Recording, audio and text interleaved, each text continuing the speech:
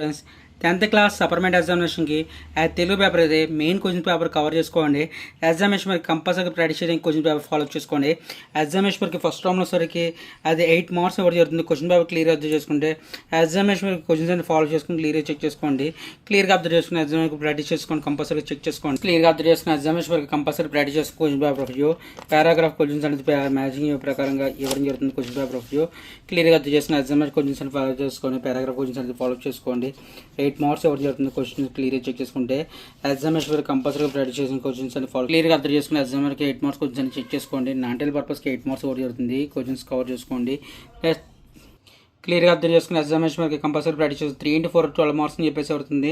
అయితే 12 మార్క్స్లో వచ్చేసరికి పాఠ్యపక రచయిత గురించి అయితే ప్రక్రియ గురించి ఇవ్వడం జరుగుతుంది. క్వశ్చన్స్ అని కంపల్సరీగా ఇవ్వడం చేస్తుంది. క్వశ్చన్స్ చెక్ చేసుకోండి. 1-2 సార్లు మెయిన్ క్వశ్చన్స్ కవర్ చేసుకోండి.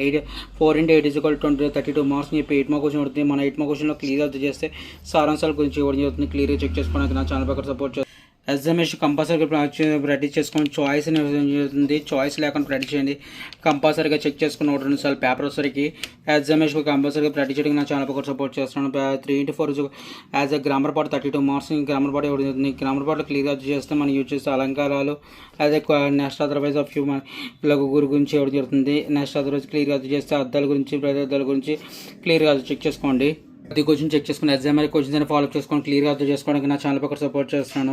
క్లియర్గా ప్రతి క్వశ్చన్ చెక్ చేసుకుని ప్రకృతిలో నానార్థాలుగా క్లియర్గా చెక్ చేసుకుని ఎగ్జామ్ క్వశ్చన్స్ అని ఫాలో చేసుకుని క్లియర్గా చెక్ చేసుకోండి. అర్థం చేసుకుని ఎగ్జామ్ క్వశ్చన్స్ అని ఫాలో చేసుకుని గ్రామర్ బోర్డ్ క్వశ్చన్స్ అని ఫాలో రెడీ చేసుకుని కంపల్సరీ చెక్ చేసుకోండి.